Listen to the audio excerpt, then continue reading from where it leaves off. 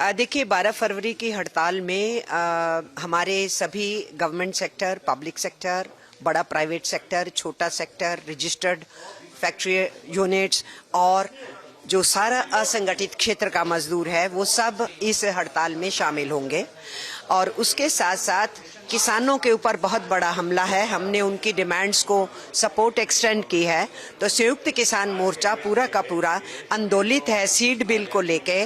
उनकी किसी मांग को सरकार ने नहीं माना, उनके ऊपर पूरा क्राइसिस पैदा किया हुआ है, तो इसलिए वो भी मैदान में है। वो भी 12 फरवरी की हड़ताल में पूरे देश के अंदर मोबिलाइजेशन करेंगे।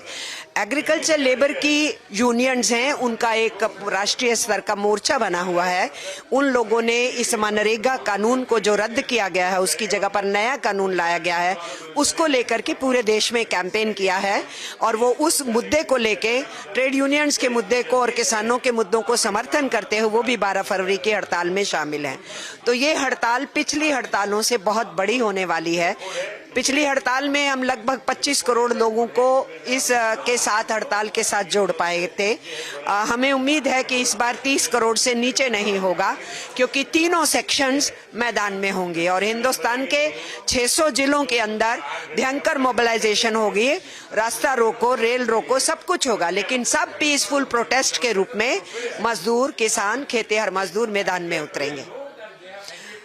सरकार के से मांगे जो हमारी हैं कि जो लेबर कोड्स लाए हैं उनको स्क्रैप करो, क्योंकि ये लेबर कोड्स हिंदुस्तान की लेबर के सारे लॉज को छीनते हुए उनके गुलामी की तरफ धकेलेगी। उनके कोई राइट्स नहीं रहेंगे। यूनियन बनाना बहुत कठिन हो जाएगा, यूनियंस की डी रजिस्ट्रेशन हो जाएगी, हमारी जो प्रोटेक्टेड वर्कर है वो बाहर फेंक जाएगा, हमारी सोशल सिक्योरिटी जो हमें मिली हुई है उसको भी डंप किया जा रहा है कानूनों में, तो बुरी हालत होगी। तो लेबर कोड्स हमारा मुद्दा है। उसके अलावा जो सीड बिल ला रहे हैं जो किसानों के ऊपर बहुत बड़ी गाज गिरेगा। सीड अगर महंगा हो जाएगा तो किसान और बर्बाद होगा, और विदेशी सीड जो है, बीज जो है हमारे बाजार में आएगा तो आम नागरिक के लिए भी खतरनाक होगा अगर जेनेटिकली मॉडिफाइड सीड्स का इस्तेमाल होता है। इसी तरीके से इलेक्ट्रिसिटी का जो अमेंडमेंट बिल आया है वो पूरे देश में बिजली के उद्योग को निजीकरण के हाथों में फेंकेंगे।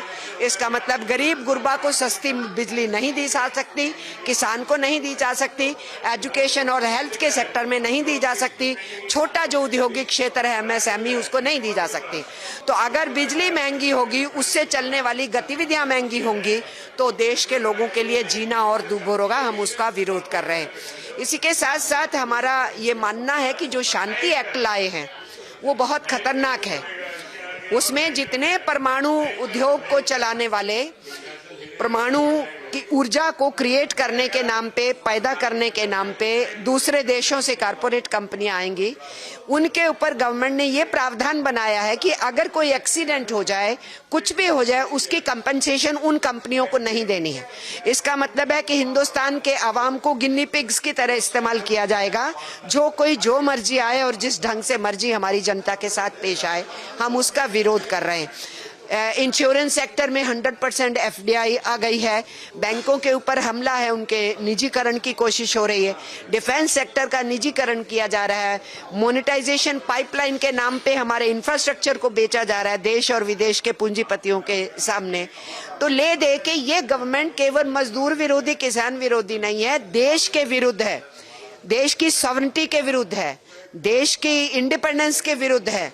तो इस सारी चीज को देखते हुए हम ये समझते हैं, और जो लेटेस्ट इन्होंने ट्रेड डील किया है वो ट्रेड डील बहुत बड़ा धोखा है हिंदुस्तान के लोगों के साथ, हमारी किसानी के साथ भी बहुत बड़ा धोखा है। ये एक किस्म का अमेरिका के आगे दंडवत प्रणाम वाली बात है कि आओ और हमारे ऊपर जितना पेलना चाहते हो पेल लो। तो ये बहुत ही खतरनाक है जो ट्रेड एग्रीमेंट्स हुए हैं, और गवर्नमेंट इसमें एक्सपोज हो रही है और गवर्नमेंट लगातार झूठ बोल रही है देश के लोगों के सामने।